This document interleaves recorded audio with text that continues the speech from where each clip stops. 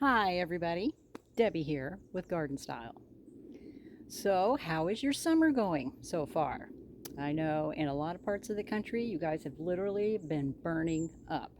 We finally started to warm up ourselves up here in the Northwest, but not near as hot as a lot of you have been in other parts of the country. And my heart goes out to you because if you're a gardener, that is a real struggle during the summer just to keep things watered. But we're still having that same kind of watering battle up here in the Northwest. We haven't seen any significant rain to make any kind of a difference since the beginning of May. And that's record breaking for us. We usually have rain all the way up until July. In fact, the ongoing joke around here is, you don't really start summer until July 4th and thereafter. But this year has been completely different. And honestly, I think it's because we are truly in an El Nino pattern. And I'm hoping and praying this El Nino pattern actually continues through winter, which means we'll be a little bit drier and a little bit warmer than usual here in the Northwest. It's usually how El Nino affects us. But for other parts of the country, it could be a completely different story. So I don't want to brag too much, but I am thanking my lucky stars that I live here in the Northwest at this moment in time during this last summer, because it's been crazy hot in other places. On that note, haven't talked to you folks in a little while, and that's just simply because I've kind of had my hands full here at home. Things have definitely calmed down at the plant nursery, but here at home, I finally got a heat pump installed. I've lived here almost 9 years, and that is something I've been wanting to do for quite a while. So I'll keep you updated on what my electric bills look like this next winter. But I am thanking my lucky stars it's in. It already feels better in the house. There's no hot spots or cold spots anymore. It's actually a nice even temperature, and I don't have to play with it. It just does it for me. So, they all say that heat pumps are a little more energy efficient, and anything's more efficient than the heating that I've had in my house before, which was cadet heaters, and I hate them. I don't feel they're safe, so I try not to use them. And that's a terrible way to live, especially during the wintertime when you want to keep your place warm. So anyway, on that note, I thought I would take you on a little tour here of my summer garden. Just look past the lawn. It's starting to look very much like a summer lawn.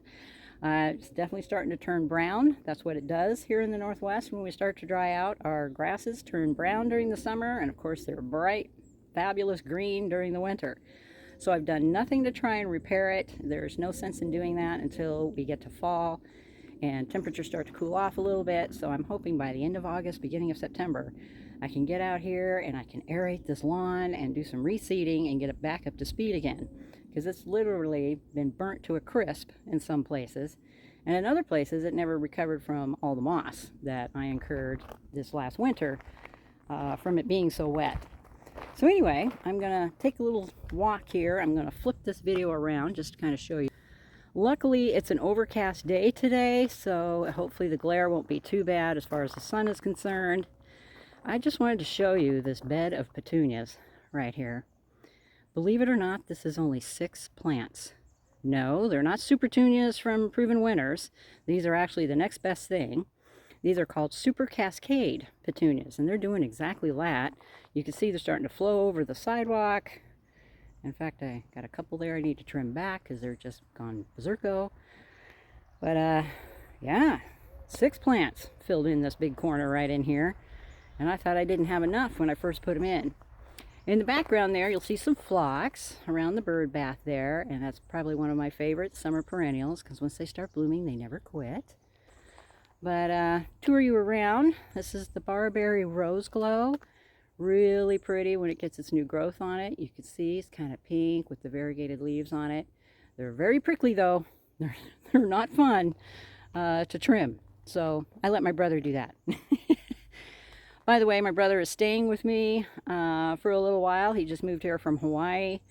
He used to live here a long time ago, and he just moved back here from Hawaii to live with me for a while so he can find his own place. So I've got a little extra help out here. Now down here, you're going to see I have some sedums. This is Autumn Joy. You can see the big fat buds on it. And this is a very hot garden, so I definitely want some more of this. And of course, here's the Coreopsis. And look at that. We got a little butterfly on the flowers there. But I love the petals on these. This is called Jethro Tull Coreopsis. Kind of have like a little spoon-shaped petal on them. And I've given them a trim. They were just solid yellow, but I had to trim out some of the older blooms. And as you can see, it just keeps coming back and blooming some more for me. Flip to the other side here, some more sedums. But in here, I did a lot of trimming yesterday, and I still have more to do. But we got some real serious heat last week and literally scorched a lot of the beautiful blossoms out here. But that's okay. I trimmed off a lot of the blooms. But you know, the old stalwarts like Echinacea that you see, coneflowers, you can just count on those babies. They do well every summer.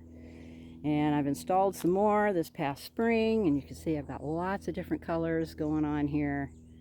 This is kind of a cool variety of Echinacea. This is called Cheyenne. And look at that. They come out kind of yellow and gradually fade to a light pink, and then as the older they get, they turn to a dark pink. So it looks like you got several kinds of plants sitting there, but that's actually just one plant doing that, which is kind of cool. Yeah. So anyway, the phlox garden, and this was solid pink about a week ago until we got this massive heat and it scorched everybody. So if you haven't trimmed your perennials, I highly recommend that you do. It's just that time of the year where, you know, it's a once or twice a week thing. There's Rudbeckias right there. And this one is also a Rudbeckia. This is called Lion Cub. Aren't they cool?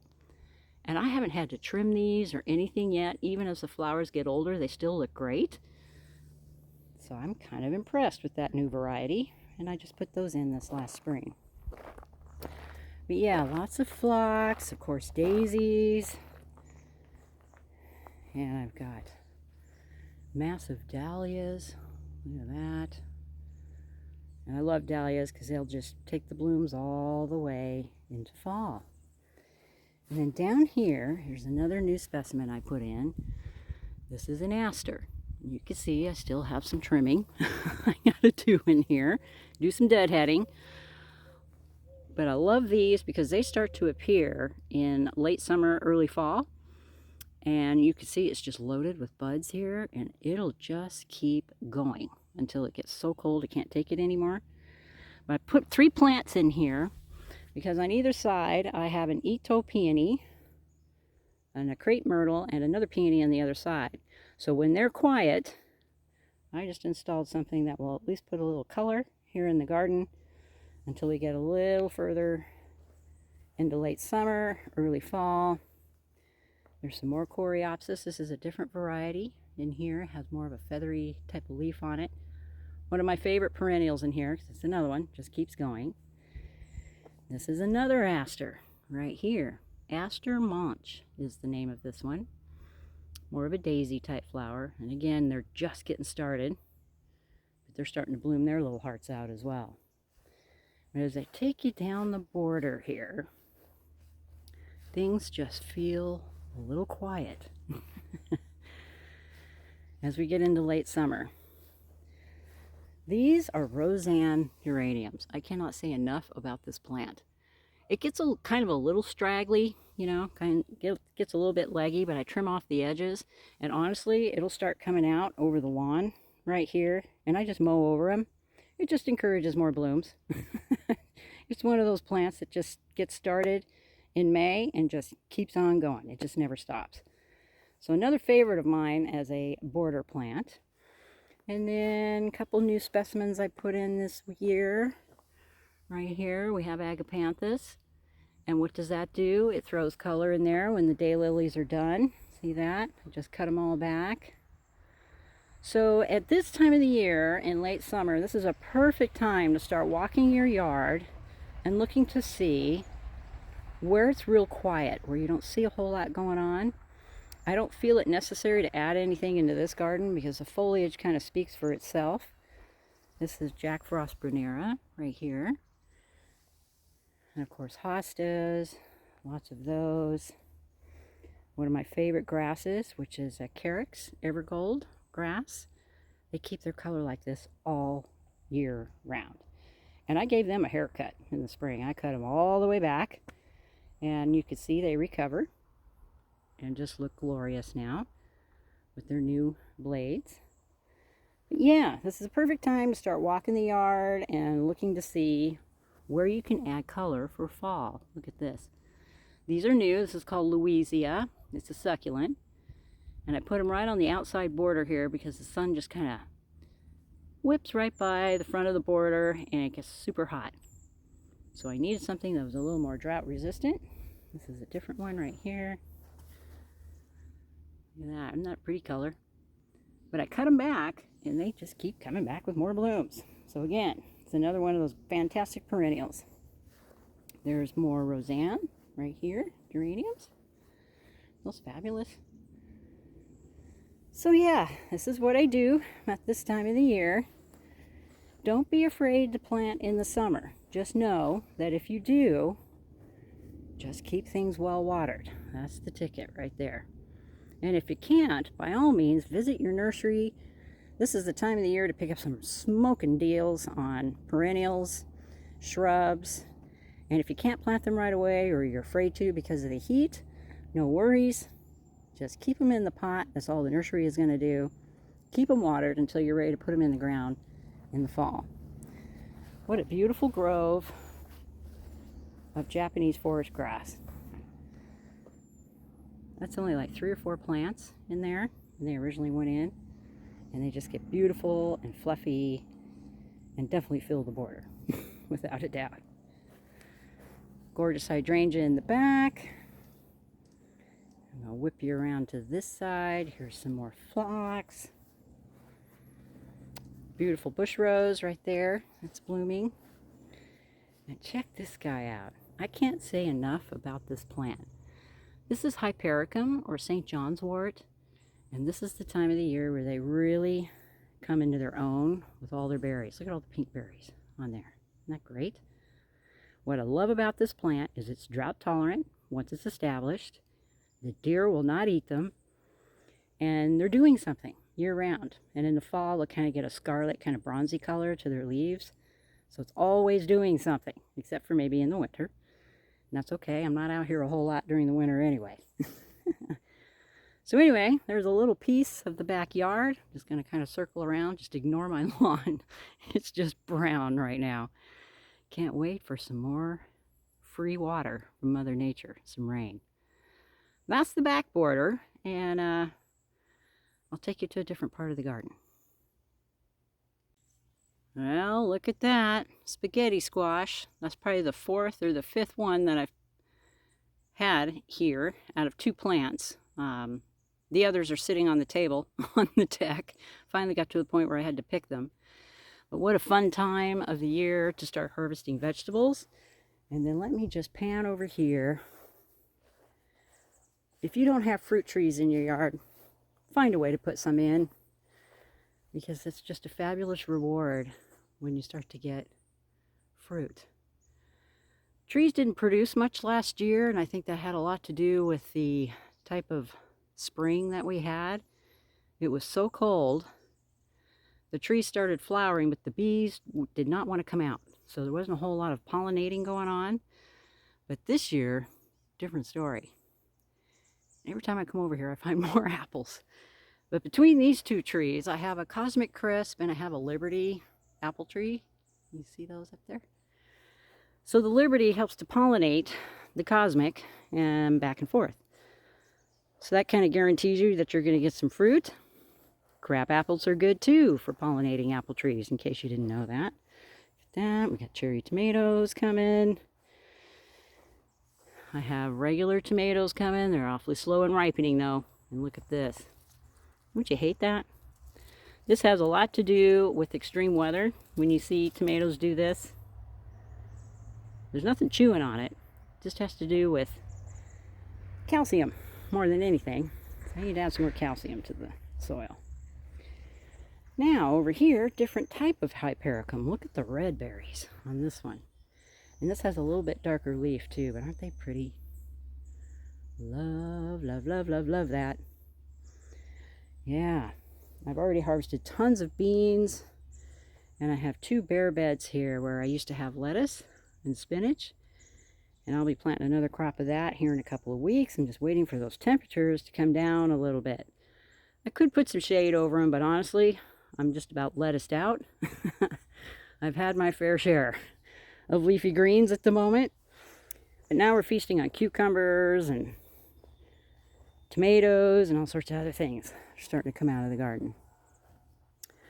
Now over here, I put in 2 honeysuckle vines last year. And let's see, I'm going to find a flower for you. They smell amazing. And this was blooming its heart out. I gave it a real good trim yesterday. But these are things that you get down to during the summertime. It's just trimming and watering. Keep up with all the fantastic growth. And the shrubs here are some of my favorites. This is a euonymus, and this is called Silver Queen. And I just give them a couple light trims, one in the spring, one in the summer, so it doesn't get too out of control. But I love them because they get good sized, they can tolerate the heat, and they don't even show it. They're extremely hardy that way.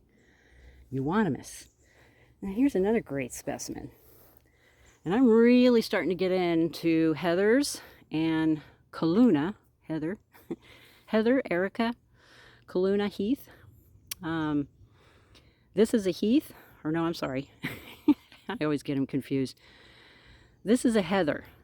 Your heathers have a thinner leaf on them, where your heaths look more like a really teeny tiny needle on the ends.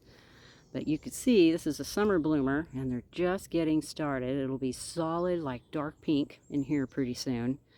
This is also an evergreen shrublet, I guess you could call it. This is about as big as they're going to get. But believe it or not, I put them in last spring, not this last spring, but the spring before, about a year ago, and they were just in a little 4-inch pot. They were really small, and you can see they just filled right in, and that's what I love about them. I don't water them that much, don't really worry about them a whole lot. But you can get these varieties where they can bloom now in the late summer. You can get more that bloom in the fall, another variety for the winter, and more varieties for the spring. So I'm definitely going to purchase some more of these because they're low maintenance. I don't have to trim them. You know, they might send up an awry branch or something and I'll just trim it off. But for the most part, they're pretty easy to take care of. Let me circle around here.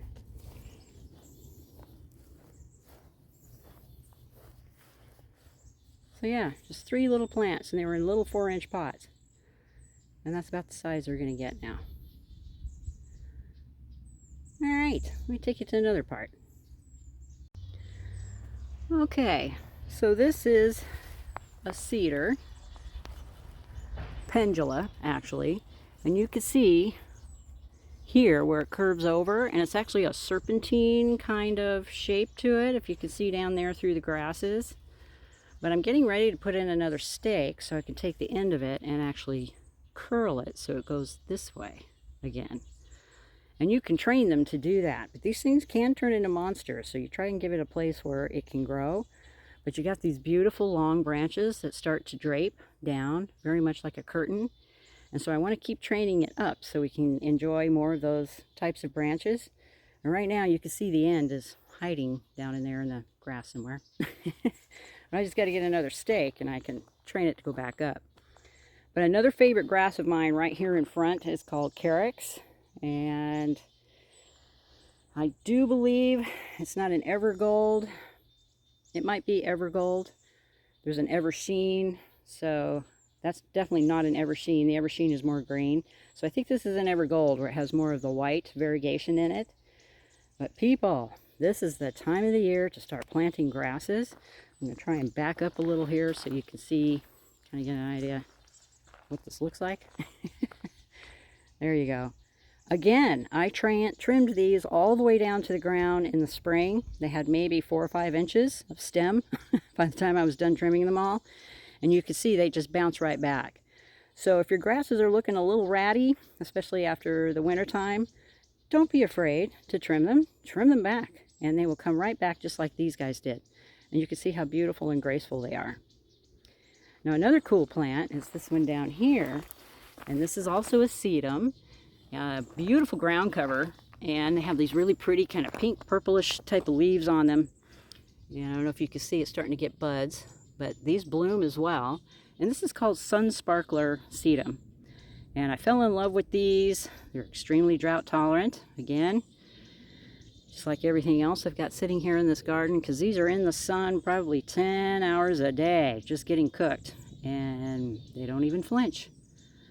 So as our weather starts changing here in the Northwest, and I definitely feel like it is, I feel we're getting drier and drier during our summers. I've lived here a long time, and I have not experienced summers like this, like we've had in the last 2 or 3 years. So I don't think it matters if it's an El Nino, La Nina, whatever the trend is. We're definitely trending warmer here in the Northwest. That's just my opinion. So as we start to see these trends coming up, I think it's time we start planting accordingly and start finding more xeriscape type plants, plants that can handle drought. They can handle long periods without rain and of course a lot of sun. So just a little ditty there for you. Let's head out to the front yard.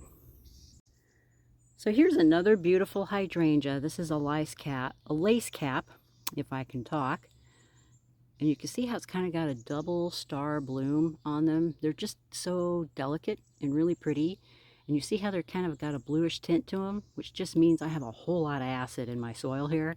This is supposed to be white. But I like the light blue. I think it's really pretty. And these are just getting started. I gave them a super duper haircut last year. See that? And they're just kind of lacy. They don't have the mop head on them. Although they're kind of a cousin to the mop head. It's just more of a lace cap. Yeah. Either way, it's a big leaf hydrangea, and they require morning sun, afternoon shade, and hydra, just means they're water hogs. So I am watering these guys constantly, all the time. Look at that, new bud. And you can see I got a few yellow leaves in there. That's just heat stress, is all that is. That's normal. But for the most part, there's no singed leaves. Not yet. We've managed to stay in the 80s. We hit 90 just a couple times this past year. That hasn't been too bad. So here is a gold thread cypress. This is a fantastic evergreen. This is what I call a foundation shrub. Not because it's up here next to the house, but it's one of those shrubs that looks this way year round. And they have a real graceful arch to their branches. You can see I got a few up here that are trying to go a little berserko. But that's okay. I just go in there with a pair of pruners and I just prune them back into the shrub just to keep them in control. But you can see how beautiful that is. And it keeps this beautiful gold color all year round. Fuchsias, hardy fuchsias, gotta love them. This is another one that takes part sun to shade, and these things will just continue blooming all the way until the first frost. You can see I have a hosta sitting right down below it there, just to kind of give you an idea that it's in the shade. And this was another one that I cut all the way back to the ground. I do it every year for the fuchsias, and they come back and start rewarding you with these beautiful little pieces of jewelry, beautiful blooms, and of course the hummingbirds go insane over them. So this is a garden that's currently still under construction. This runs along the side of my driveway, and you can see that everything is underneath these huge fir trees. So I've planted hostas in here despite the deer. I've been real lucky so far this year. They have not eaten them. They will eat hosta like lettuce. But I also have hellebores. Now if you don't have hellebores in your shade garden and you live here in the Northwest, shame on you. You need to go out and get yourself some, because they will stay evergreen like this, and then they of course will send up these beautiful surprises midwinter. Some of them start blooming in December, others will start blooming in January and February, and they will hang on to their blooms until April, May, until you're tired of looking at them and they need to be cut back. But that's what I do. So I cut back all the stems, all the old icky leaves. I feed them, so that way they get this beautiful dark green, and they will hold their own. And by golly, I'll start seeing some blooms by December, January. And I'll flash some pictures up there for you just to give you an idea of what they look like. Here's another really neat one. I like this one because it's got all the veining in the leaves and stuff. See that? But yes, I wanted something evergreen, semi-drought tolerant because of the huge cedar tree I have right here. But as you can see, they're holding their own. I do have a soaker hose underneath them. I kind of hide it underneath all the mulch. You can see where I actually plug into it down here at the bottom. But yeah, and they come in different leaf colors. Here's another neat leaf color right there. And that's a new one. I just put him in the spring. But yeah, you don't own hellebores and you have a lot of shade, especially dry shade, try some. Put some in. They're a good addition to the northwest garden. I'm going to cruise up here and show you another one that I have. They're also deer resistant, by the way. Deer don't like hellebores. They won't eat them. This is another really cool plant. He's not doing much right now, but this is called epimedium. And they have so many different cool flowers on them during the spring. They almost look like an orchid flower. I'll flash a couple pictures up there for you so you can kind of get an idea. I've only watered this guy twice the entire summer. You talk about drought tolerant. Yeah, epimediums. So I'm going to start adding more and more of these underneath the trees. And hopefully in the fall, I'll come back here and you'll see their beautiful fall color. They kind of get this scarlet, kind of rusty red color to them, which really stands out when you got a lot of green, like I do in here. But this whole area is still very much under construction. I just keep adding more as I go along. See what survives, see what the deer will stop eating or won't eat, and then I just keep adding more. Kind of have a little built-in pathway here, and here I added a rhodie last year to this area. Some heucheras that are doing really well, and I love the color on these, and these are just going to get brighter and brighter as the temperatures get cooler. And I was smart and actually left a tag there. That's Forever Red heucheras. Deer resistant, they say. Okay, we're going to find out. I've got them here, and you can already see there's some flower buds here where they're getting ready to bloom. But this is another fantastic plant to start looking at for the fall. As you can see, they have beautiful fall colors, and this is just a sampling of what they're available in. Anything from lime green to a marmalade to a peach color to, a red like this to dark maroon to just deep, deep black purple. There are so many colors in heucheras, and I've really started to like these plants. And in the springtime, after a really rough winter and they start to look ratty, just cut them all the way back to the ground, and you'll start to get some beautiful new growth like what you see here. And then they just come out stunning in a really super red color. And over here, yes, I brought another plant home. I had a big bare area here, and I have a rhodie over here on this side, but I decided to put an azalea on this side, and I really like the variegated leaves on it. I'm trying to remember what the name of it is. There's a tag. Let's see. Silver Sword. Okay. And this will have some beautiful reddish pinkish blooms on it. Kind of a fuchsia pink. And I just like the color of it, and that will carry me through the winter time, and then of course in the spring you'll get those beautiful flowers.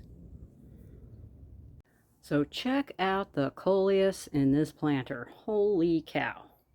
It's underneath a porch here.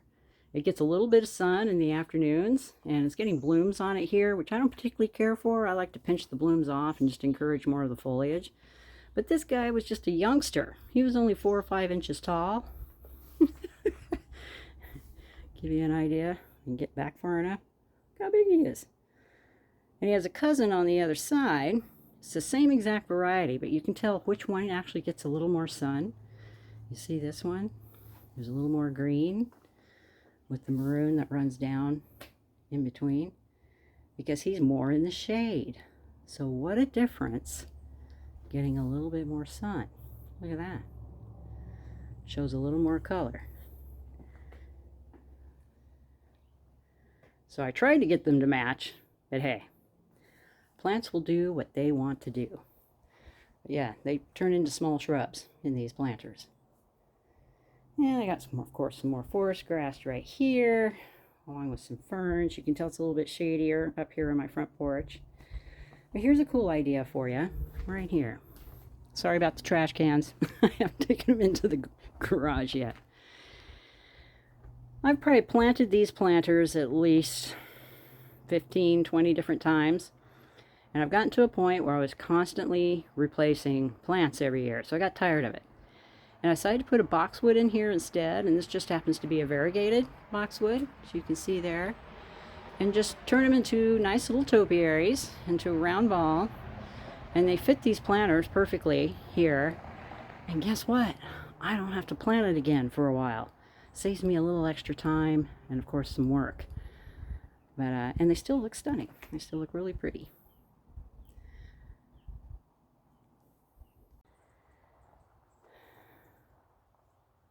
All right, you guys, so there's a short little tour for you. And what I've been up to here in my garden, I honestly haven't been able to spend near as much time in it as I've really wanted to, just because I've had some other distractions going on.